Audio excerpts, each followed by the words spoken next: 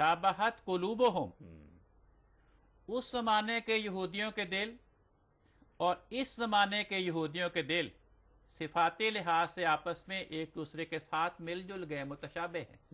तो ये मजमून है जिसे सूफिया ज़िल और बरूज के अल्फाज में बयान फरमाते हैं। कुरान करीम फरमाता है कि हज़रत मोहम्मद मुस्तफ़ा सल्लल्लाहु अलैहि वसल्लम हज़रत मूसा अलैहिस्सलाम के मसीह हैं। कुरान करीम कहता है शाहिदा शाहिदों में बनी इसराइल अला मिस्लिही, बनी इसराइल में से एक बहुत अजीम शान गवाह ने, यानी हज़रत मूसा अलैहिस्सलाम पैगम्बर खुदा ने अपने हम सिफात अपने मसील पैगंबर के आने की गवाही दी, यानी हजरत मोहम्मद मुस्तफ़ा सल्लल्लाहु अलैहि वसल्लम की बासत की खबर दी। फिर देखें कुरान करीम फरमाता है कि अल्लाह ताला ने ए मोमिनो तुमसे वादा किया है कि लयस्तखलिफन्नहुम फिल अर्ज़ि कमस्तखलफ़ल्लज़ीना मिन क़ब्लिहिम, जो पहली उम्मतों के खुलफा थे उन जैसे खुलफा इस उम्मत में पैदा करेगा। तो कुरान करीम कहता है कि उम्मत मोहम्मदिया में पैदा होने वाले खुलफा पहली उम्मतों में यानी बनी इसराइल में पैदा होने वाले खुलफा के मसील होंगे। तो ये मुमासलत का मजमून सिफाती तौर पर, मुशाबहत का मजमून रूहानी तौर पर, इससे तो कुरान करीम भरा पड़ा है कि नेकों के मसील भी आते रहेंगे और आते रहे, बदों के मसील भी आते रहेंगे और आते रहे। चुनांचे एक और जगह पे कुरान करीम खबर देता है कि आखिरी ज़माने में नेकों के मसील भी दुनिया में आएंगे, बदों के मसील भी आएंगे। सूरतुल अंबिया में अल्लाह ताला फरमाता है हरामुन अला करियतिन अहलकनाहा, जो बस्ती हलाक हो गई उसके लिए हमने ये कतई फैसला कर दिया है अन्नहुम ला यरजिऊन, कि फौत शुदा अफराद दुनिया में लौटकर वापस नहीं आएंगे। फौत शुदा अफराद दुनिया में लौटकर वापस नहीं आएंगे, क्योंकि कुरान करीम की दूसरी आयत बताती हैं कि फौत होने वालों की दो किस्में हैं, या नेक हैं या बद हैं। तो फौत होने वाले जो नेक हैं उनकी रूहें वफात के बाद जन्नत के अदना दर्जे में दाखिल हो गई, और जो फौत होने वाले शरीर हैं उनकी रूहें वफात के बाद जहन्नम के अदना दर्जे में दाखिल हो गई।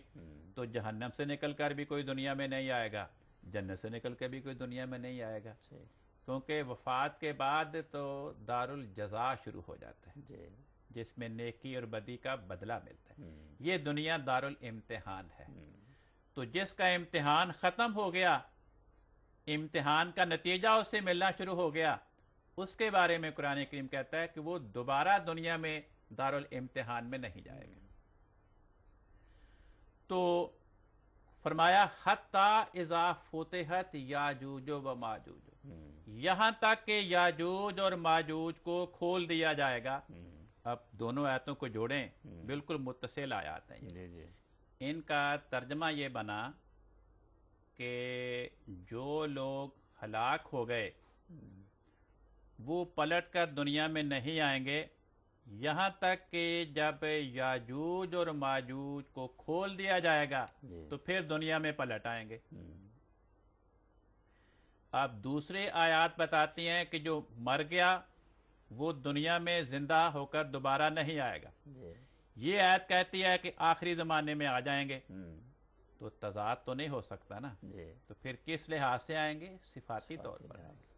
तो इस आयत में ये पेशगोई की गई कि जो याजूज और माजूज के खुलने का ज़माना है, यानी जो आखिरी ज़माना याजूज और माजूज दोनों कौमों की तरक्यात का ज़माना है, जिस ज़माने में मसीह मौत का ज़ुहूर होगा, उस ज़माने में जो फौत शुदा बस्तियां हैं वो सिफाती और रूहानी तौर पर दुनिया में आएंगी।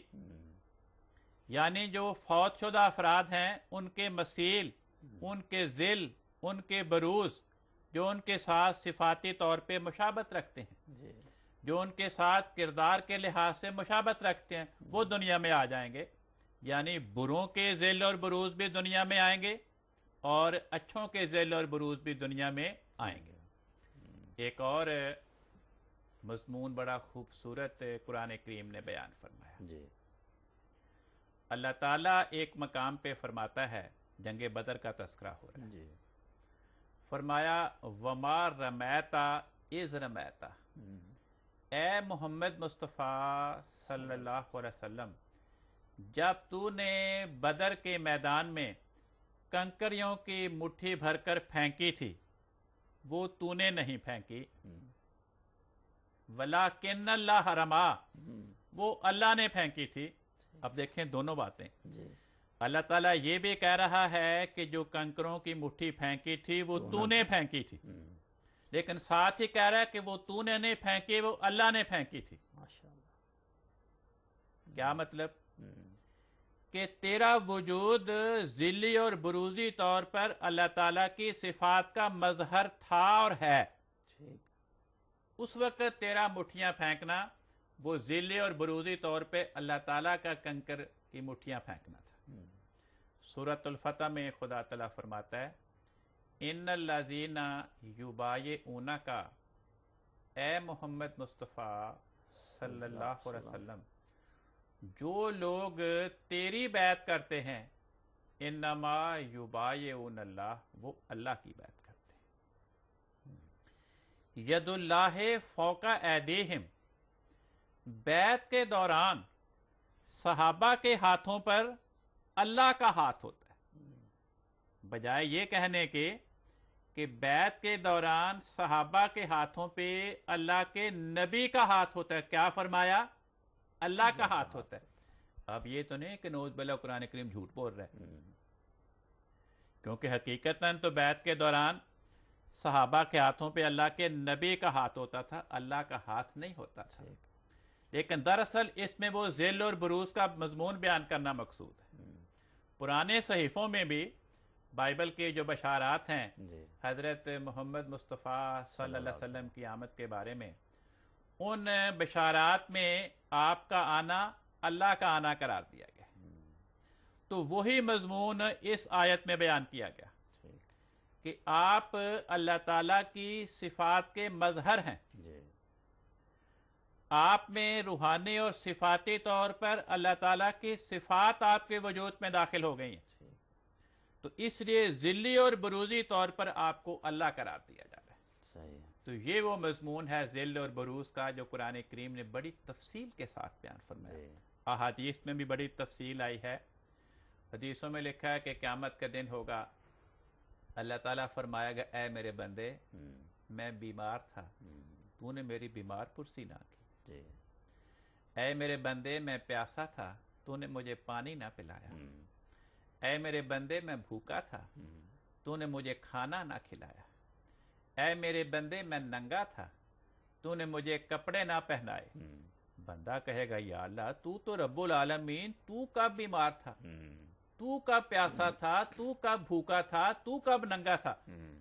اللہ تعالیٰ فرمائے گا میرا فلاں بندہ بیمار تھا، کہ ہاں وہ تو تھا، کہ وہ میں تھا. میرا فلاں بندہ پیاسا تھا، کہ ہاں تھا، وہ میں تھا. میرا فلاں بندہ بھوکا تھا، میرا فلاں بندہ ننگا تھا، کہ ہاں تھا، وہ میں تھا. اب اس حدیث قدسی میں دیکھیں کہ کسی خدا کے پیارے کا بیمار ہونا ذلی اور بروزی طور پہ کیا قرار دیا گیا؟ خدا کا بیمار ہونا. کسی خدا کے پیارے بندے کا پیاسا ہونا، بھوکا ہونا، ننگا ہونا کیا قرار دیا گیا؟ ذلی اور بروزی طور پہ اللہ تعالیٰ کا پیاسا ہونا، اللہ تعالیٰ کا بھوکا ہونا، اللہ تعالیٰ کا ننگا. تو اس قسم کے احادیث بھی بڑی کثرت سے حدیث کی کتابوں میں پائی جاتی ہیں. بہت شکریہ، جزاکم اللہ احسن الجزا. تو ناظرین کرام، ذل اور بروز کے مسئلے پر آج تفصیل سے گفتگو ہوئی، اور یہ بات ثابت ہوتی ہے کہ یہ ہرگز ہندوانہ عقیدہ نہیں ہے، بلکہ اسلامی عقیدہ ہے. قرآن مجید اس کو بیان کرتا ہے اور بزرگان امت اس کو بیان کرتے چلے آئے ہیں. یہی بات جماعت احمدیہ کہتی ہے، تو علماء کرام کہتے ہیں کہ یہ غلط ہے اور غیر اسلامی ہے. لیکن یہ سارا لٹریچر جس کے حوالے یہاں پر پیش کیے گئے، ان کے متعلق ان کے کیا خیال ہے اور کیا رائے ہے۔ جماعت احمدیہ کے ایک امام جماعت احمدیہ کی حالت کا تذکرہ کرتے ہوئے اس شعر میں فرماتے ہیں کہ ہمارا جرم بس یہ ہے کہ ہم یقین رکھتے ہیں، ہم ایمان رکھتے ہیں، ہمارا جرم بس یہ ہے کہ ہم ایمان رکھتے ہیں کہ جب ہوگا اسی امت سے پیدا رہنما ہوگا۔ تو اللہ تعالیٰ دنیا کو توفیق عطا فرمائے کہ وہ دیکھے حقیقت حال کیا ہے۔ اس پر مزید گفتگو ابھی ہم جاری رکھیں گے۔ اگلے پروگرام تک کے لیے ہمیں اجازت دیجیے۔ اللہ حافظ۔